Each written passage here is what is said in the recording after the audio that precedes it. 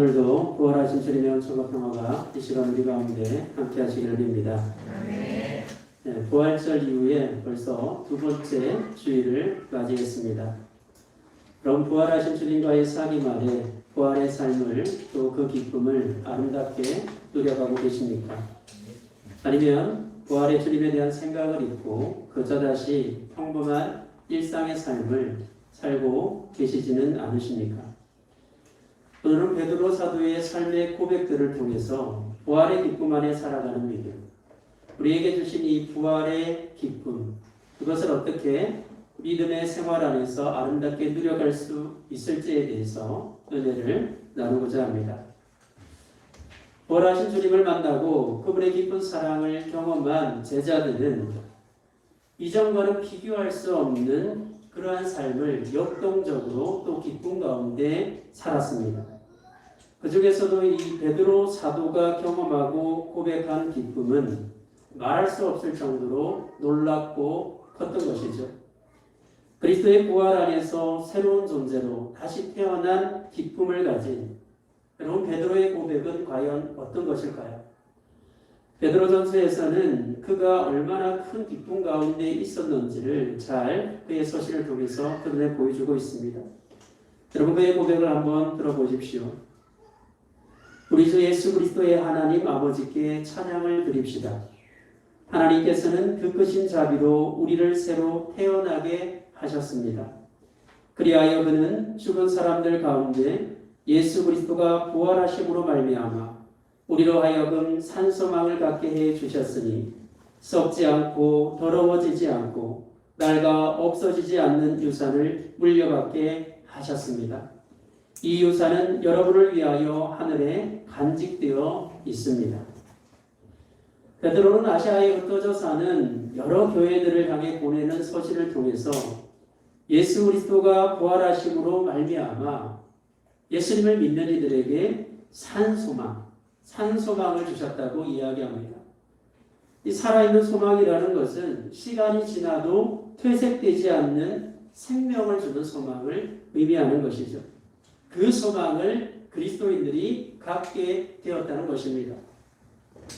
그리고 그 소망은 썩지 않고 더러워지지 않고 낡아 없어지지 않는 유산, 곧 예수 그리스도라고 말하고 있습니다. 그러면서 세상에 사는 나그네로 사는 그런 성도들을 향해서 여러분이 지금 잠시 동안 여러 가지 시련 속에서 어쩔 수 없이 슬픔을 당하게 되었다 하더라도 기뻐하십시오. 이렇게 베드로전서 1장 6절에서 권면하고 있습니다. 그런 하나님의 뜻대로 살기 위해 애써다가 겪는 시련은 우리를 넘어뜨리는 걸림돌이 아니라 믿음을 발견하는 기회가 됨을 알았습니다. 그리고 그 믿음은 주님께서 다시 오실 때에 우리를 이끌어 칭찬과 영광과 존귀를 누리게 해준다는 것을 확신했죠. 그러면서 그가 부활의 주님을 깊이 경험함으로 얻은 이 구원받은 이들의 기쁨이 어떤 것인가를 1장 8절에서 다음과 같이 요약합니다.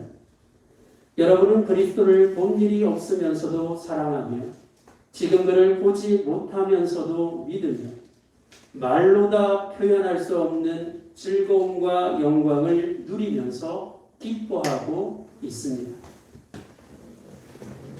부활의 주님을 만난 이들, 부활의 신앙 안에 새로운 존재로 거듭난 이들이 경험하는 기쁨이 이처럼 놀랍다는 것입니다.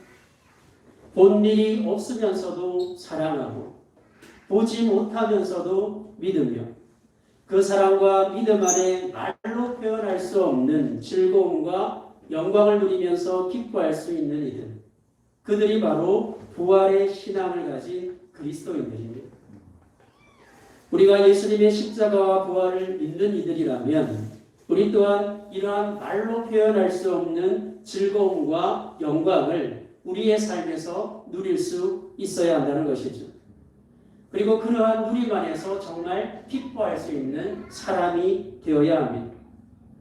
우리는 베드로 사도가 고백하는 이 말할 수 없는 기쁨과 즐거움을 우리의 신앙 안에서도 사모할 수 있어야 되고 또 그러한 고백에 이를 수 있도록 우리의 신앙을 열심히 경주할 수 있어야 한다는 것이죠. 그러면 어떻게 하면 이러한 믿음의 고백에 이르러서 부활의 신앙 안에 우리가 기뻐하며 살아갈 수 있을까? 여러분, 믿음이 계속해서 성장하는 길밖에 없습니다. 그런데 이 믿음이 깊어져 간다는 것은 여러 과정을 통과해야만 가능한 일이죠. 오늘 저는 그것을 베드로 사도가 이처럼 말로 표현할 수 없는 즐거움과 영광을 누리는 기쁨, 그 기쁨에 이르는 과정을 통해서 어떻게 믿음이 깊어져 갔는가, 그리고 그 깊어진 믿음에서 이런 아름다운 고백을 했는지를 은혜를 나누고자 합니다. 여러분, 베드로의 원래 이름은 시몬이었습니다. 그는 갈릴리에서 고기를 잡던 어부였죠. 어느 날 밤새도록 고기를 잡았지만 허탕만 치고 해변으로 돌아왔을 때 한 낯선 청년을 만났습니다. 그 청년은 다름 아닌 예수님이었죠. 주님은 베드로에게 자신을 잠시 배에 태워달라고 요청했고 무대에서 조금 떨어져서 그렇게 사람들을 보고 설교를 할 수 있는 그러한 장소를 좀 제공해달라고 이야기했습니다. 그리고 이제 예수님 앞에 많은 사람들이 몰려들었을 때 무대에서 조금 떨어진 배에 서서 예수님은 한참 동안 설교를 하셨습니다. 아마 시몬도 그 설교를 들었겠죠. 귀를 기울이고 아마 들었을 겁니다. 그리고 뭔가 그 하시는 말씀이 범상치 않구나 이런 생각을 했던 것 같습니다. 그런데 설교를 마치신 주님께서 시몬에게 뭐라고 말씀하시냐 하면 깊은 곳에 가서 그물을 내려라 이렇게 말씀하십니다. 시몬은 자신도 모르게 그 말씀을 따랐고 노를 저어 깊은 곳으로 가서 그물을 내렸습니다. 그런데 놀랍게도 그물을 들어 올리기도 힘들 만큼 많은 고기를 잡았던 것이죠.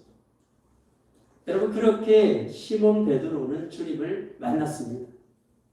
그리고는 두려워 떨면서 주님 나에게서 떠나가십시오. 나는 죄인입니다. 이렇게 고백했습니다.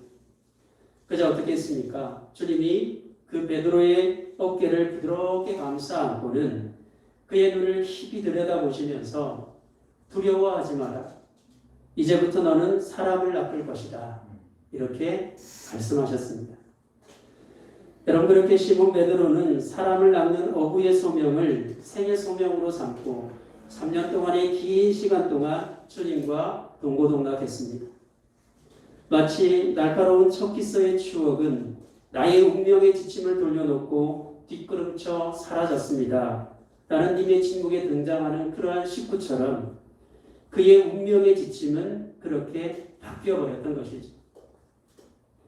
시몬은 예수님과 동행하면서 주님께로부터 개바, 곧 반석이라는 뜻을 가진 베드로라는 이름을 받았습니다.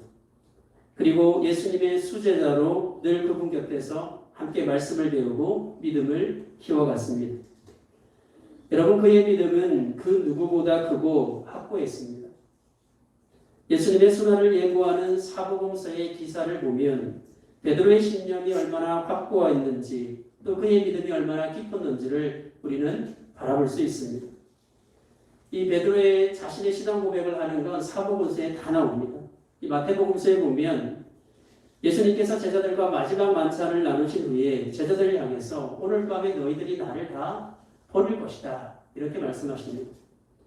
이 말에 베드로가 발끈하죠. 그러면서 비록 모든 사람이 주님을 버릴지라도 나는 절대로 주님을 버리지 않겠습니다. 이렇게 대답합니다. 그럼 베드로를 향해서 주님은 뭐라고 말씀하십니까? 오늘 밤에 닭이 울기 전에 내가 3번이나 나를 부인할 것이다. 그렇게 말씀하십니다. 그때 베드로는 가만히 있지 않고 또 이야기합니다. 주님을 향해 확고하게 주님과 함께 죽는 한이 있더라도 절대로 주님을 모른다고 제가 하지 않겠습니다. 같은 병행 본문인 마가복음에 보면 너희가 모두 걸려 넘어질 것이다. 제자들 향해서 그렇게 얘기했을 때도 베드로는 모두가 걸려 넘어진다 할지라도 나는 그렇게 하지 않을 것입니다. 그러니까 주님께서 오늘 밤 닭이 2번 울기 전에 네가 나를 3번이나 모른다 할 것이다. 이렇게 말씀하시고 이에 베드로는 또 힘을 주어서 내가 죽는 한이 있더라도 절대로 선생님을 모른다 하지 않을 것입니다. 이렇게 이야기합니다. 같은 누가복음에서는 주님은 너희의 믿음이 꺾이지 않도록 주의하라. 그렇게 기도하라라고 말씀하셨습니다. 근데 베드로가 또 어떻게 얘기하냐면 내가 감옥에도 죽는 자리에도 주님과 함께할 각오가 되어 있습니다. 이어지는 요한복음에서는 주님을 향해 어떻게 이야기하냐면 주님을 위하여서는 내 목숨이라도 기꺼이 바치겠습니다. 이렇게 대답합니다. 여러분 베드로는 주님의 부인 예고에도 자신의 믿음은 결코 실족하지도 꺾이지도 않을 것이며 내가 죽는 한이 있더라도 주님과 함께할 것이고 사람들에게 주님을 결코 그렇게 부인하지 않겠다고 이야기합니다. 어떻습니까 여러분? 놀라운 확신이고 의지이고 믿음이지 않습니까? 여러분은 과연 그러한 믿음의 고백에 이를 수 있을까요? 믿음의 삶에서 이러한 확신과 의지는 여러분 참 중요합니다. 운명의 지침을 바꿔놓을 만한 사건을 경험한 이들, 그러한 이들에게 처음에 이뤄야 할 지점이 뭐냐면 바로 이 지점이죠. 이러한 확고한 믿음이고 의지, 이 지점으로 나갈 수 있어야 합니다. 내가 절대로 주님을 버리지 않고 주님을 위해서 내가 죽는 한이 있더라도 주를 위해서 나의 삶을 온전히 경주하겠습니다. 이러한 확고한 믿음으로 나아갈 수 있어야 합니다. 하지만 동시에 우리가 이 확고한 믿음의 자리에서 기억해야 하는 것은 강한 자기 확신이 가지는 위험성을 항상 자각할 수 있어야 한다는 것입니다. 여러분 베드로가 말한 이 절대로라는 말은 강한 확신의 말이죠. 이 말은 이런 절대로 나는 버리지 않을 것이다. 내가 죽는 한이 있더라도 주님과 함께 하겠다. 이런 아주 강한 자기 확신의 말들은 자신을 살피는 성찰의 마음 그리고 경청의 마음을 허용하지 않습니다. 이러한 확신의 위험성에서 벗어나서 내가 가진 이 확신, 이 의지가 믿음이 깊어지게 하는 요인으로 작용합니다. 여러분이 고백했고 여러분이 가지고 있는 확신이 믿음이 깊어지는 것으로 가기 위해서는 그러한 요소로 작용하기 위해서는 반드시 실패의 과정을 통과해야 합니다. 그 자기 확신이 부서져야 합니다. 부서지는 자리에 나아가봐야 합니다. 여러분 그날 밤에 베드로는 철저히 자기 확신에 대한 실패를 경험해야만 했습니다. 절대로 주님을 부인하지 않겠다라고 말했던 베드로는 예수님을 그날 밤 불과 몇 시간 지나지도 않아서 3번이나 부인했습니다. 죽음의 공포와 두려움 앞에서 자신의 신념은 속절없이 무너져 버렸던 것이죠. 여러분 참 근데 그 과정을 보면요. 저주하지 않겠다 했잖아요. 근데 사람들에게 저주하고 맹세하면서까지 주님을 저버렸습니다. 그때 닭이 울었죠. 그리고 베드로는 주님의 말씀이 생각나서 바깥으로 나가 몹시 흐느껴 울었다고 성경은 기록하고 있습니다. 자신의 모든 것이 송두리째 흔들리는 실패의 자리에 있는 그가 할 수 있는 것은 사실 아무것도 없었습니다. 근데 놀랍게도 여러분 이 확신에 이은 실패의 자리 그 자리에서 베드로는 주님의 깊고 따뜻한 사랑을 만난다는 것이죠. 자기 확신에 대한 신뢰가 무너져서 무력감에 사로잡히는 바로 그 순간이야말로 하나님의 은총이 유입되는 순간이라는 것입니다. 사람 낚는 어부가 되겠다며 주님을 따라갔던 베드로는 고기를 잡는 옛삶으로 복귀했습니다. 확신해서 실패의 자리로 완전히 가서 무너져버린 그때 다시 갈릴리로 가서 나는 고기나 잡으러 가야 되겠다 이렇게 사람들에게 말하고 다시 어부의 자리로 돌아갔죠. 다른 제자들도 마찬가지로 함께 그렇게 했습니다. 하지만 배를 띄우고 그물을 내려보았지만 그들은 그 밤에 고기를 한 마리도 잡지 못했습니다. 이 예전 같지 않은 어떤 자신의 그런 가졌던 기술들 이런 것들이 참 발휘되지 않는구나 라고 생각했을 수도 있고 그렇게 고기를 잡지 못하니까 그런 헛헛함과 공허함이 얼마나 더 크게 몰려왔겠습니까? 그런데 동틀 무렵에 한 낯선 사람이 그들에게 배 오른쪽에 그물을 던져라 라고 말했고 제자들은 그 말에 자신도 모르게 순종했습니다. 놀랍게도 많은 고기가 걸렸죠. 그때 제자들은 비로소 그분이 주님이라는 사실을 깨달았습니다. 이 요한복음에 보면 주님은 바닷가에 숯불을 피워놓고 지친 제자들을 위해서 생선과 빵을 굽고 계셨습니다. 단 한마디의 책망도 없으셨습니다. 마치 아무 일도 없었다는 듯이 제자들에게 너희가 지금 잡은 생선을 조금 가져오라 라고 이르고는 그들을 식탁으로 초대하셨죠. 그리고는 뭐라고 말씀하셨습니까? 와서 아침을 먹어라. 여러분 와서 아침을 먹어라. 밥을 차려놓고 밥을 먹으라고 말하는 것. 여러분 이 말은 사실 많은 것을 의미하고 있지 않겠습니까? 사실 많은 말이 함축되어 있는 겁니다. 생각하지 않고 밥 차려놓고 밥 먹으라고 말합니다. 그 말에는 많이 힘들지 너무 자책하지 마라. 너무 그렇게 죄책감에 시달리지 마라. 나는 여전히 너희를 사랑하고 너희를 신뢰한다. 이런 의미가 아마 함축되어 있었을 것입니다. 그렇게 주님께서 차려주신 따뜻한 아침상은 제자들에게 말없는 용서였고 한없는 사랑이었습니다. 이제 아침을 먹은 뒤에 주님은 시몬 베드로에게 오늘 우리가 읽은 본문에서 보는 것처럼 물으셨죠. 요한의 아들 시몬아, 내가 이 사람들보다 나를 더 사랑하느냐? 여러분 우리가 여기서 주목해야 하는 것은 주님께서는 베드로라고 말하지 않습니다. 요한의 아들 시몬아라고 시몬으로 시작합니다. 그러니까 반석처럼 뚝뚝 선 확고한 믿음을 가진 베드로, 그런 베드로를 향해 물으신 것이 아니라 처음 주님을 만났을 때 시몬의 모습, 그저 주님을 처음 만났을 때 그 모습으로부터 주님은 다시 시작하고 계시다는 것이죠. 자기 확신에 찬 베드로가 아닌 여전히 실패함으로 부끄러움과 자책감, 무력감과 실패감으로 흔들리고 있는 그 시몬에게 지금 묻고 계시는 겁니다. 내가 나를 사랑한다. 주님은 여러분이 아시는 대로 3번씩이나 베드로에게 동일한 질문을 던지십니다.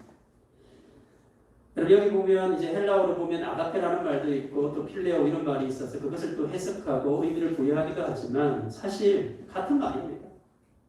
3번씩이라 반복해서 질문을 던진다는 것은 자신을 깊이 살필 수 있도록 기회를 주시는 것이죠.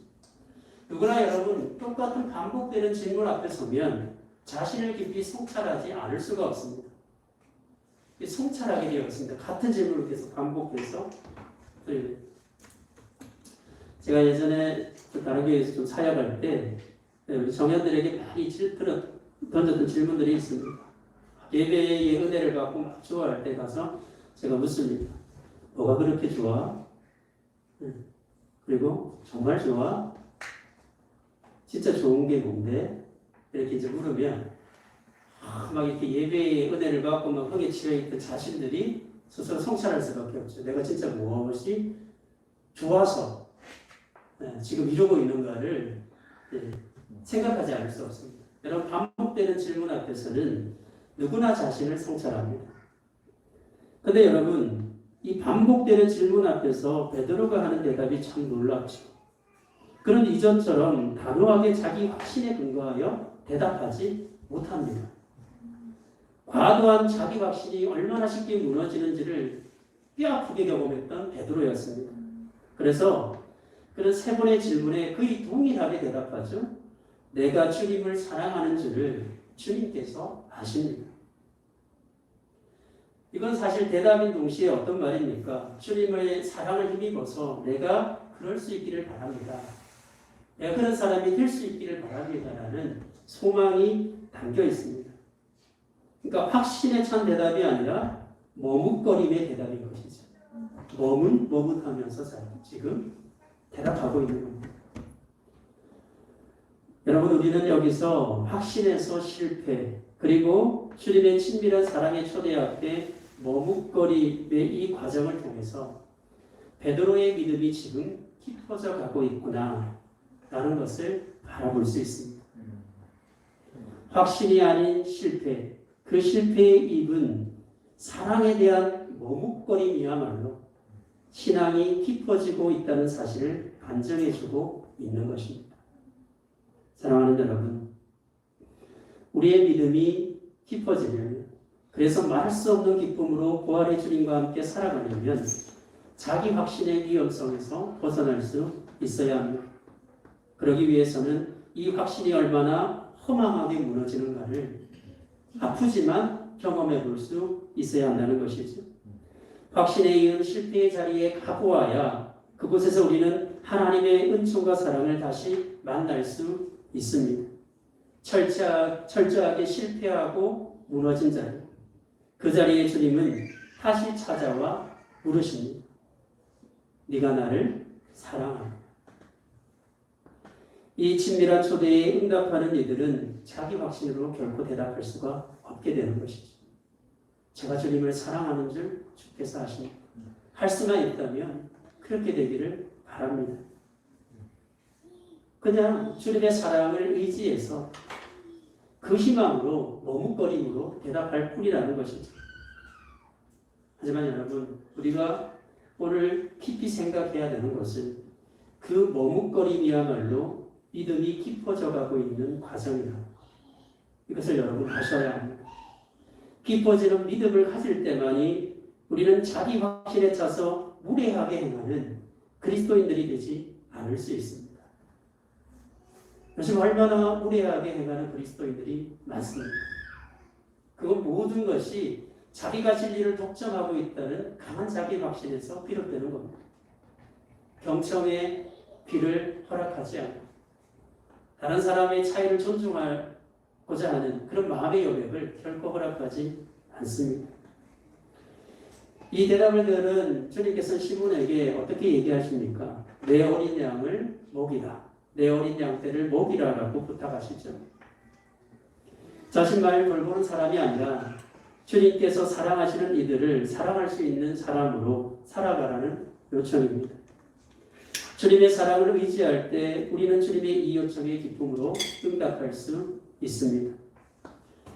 베드로는 오늘 이 본문을 통해서 다시 자신에게 위임된 삶의 소명, 그 소명을 가지고 평생을 주를 위해 헌신했습니다. 근데 놀라운 것은 무엇입니까? 억지로가 아니라 정말 자발적으로 기쁨을 누리면서 그렇게 했다는 것이죠. 사랑하는 여러분, 우리 또한 베드로가 가진 이 말할 수 없는 즐거움과 영광을 누리는 기쁨을 가진 예배자들로 살아갈 수 있기를 바랍니다. 좋다. 이 고백이 너무 좋다. 근데 우리가 이 고백을 가져오려면 확신의 자리로 가야 되고 다시 실패의 자리로 가야 돼. 그래서 머뭇거림의 자리로 가면서 깊어지는 믿음의 과정을 경험해야만 이러한 아름다운 고백에 이룰 수 있다는 겁니다. 그것을 오늘 저와 여러분이 깊이 생각했으면 좋겠습니다.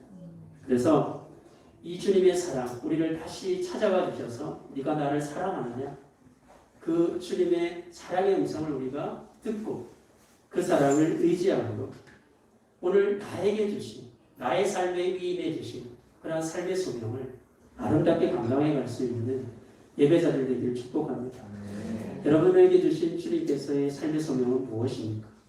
우리 크게 보면 생명을 살리라는 것이고 함께 사랑하고 사랑받는 삶을 곁에서 북돋고 그것을 많이 또 회복해 가라는 그런 거 아니겠습니까? 우리 모두가 고기 담는 그런 어부의 자리에서 이제 좀 벗어나서 사람 낚는 어부의 자리, 누군가의 삶을 유익하게 하는 그런 삶의 소명을 가지고 깊어져가는 믿음, 그 믿음 안에 그 소명을 이루어갈 수 있는 예배자들 되기를 축복합니다. 바라기는 말할 수 없는 즐거움과 영광을 누리면서 기뻐할 수 있는 저와 여러분 되기를 진심으로 기원합니다.